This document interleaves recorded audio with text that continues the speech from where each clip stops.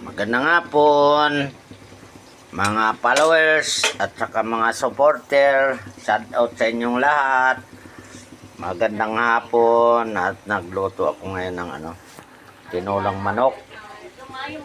Yan ang ulam namin, tinulang manok mga guys, kasi kanina bangus naman, ngayon ay tinulang manok na naman. Yan mga bata kasi ayaw kumain ng mga isda. Ayan, tinulang manok na naman mga guys. Yung ulam namin, ayan.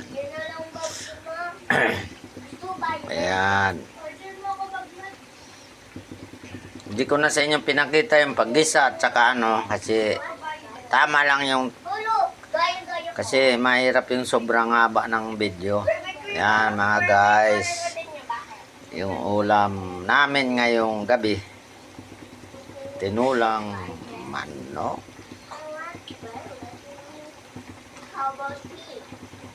Salamat sa mga followers ko at supporter na hindi nagsasawa sa mga reels ko, sa mga video ko.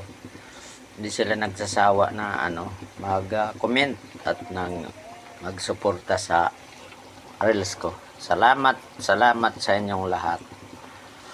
Thank you. Sana pagpalain tayo ng Panginoon. Nabigyan naman tayong biyaya ni Meta. 3 years na ako nagpi-Facebook. Oh, ayan guys.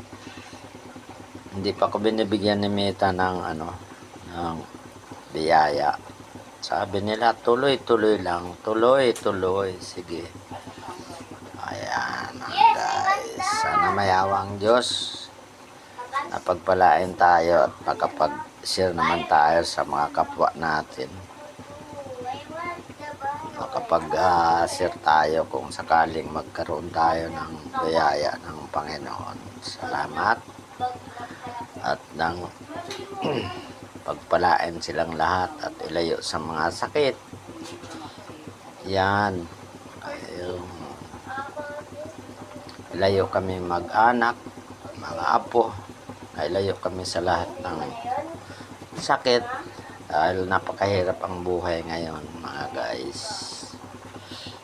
Ang ating ekonomiya ngayon ay grabe na. Kami mag-asawa, wala kaming trabaho. Ayan guys, naghihintay na lang na may dumarating na biyaya. Thank you Lord, salamat at sana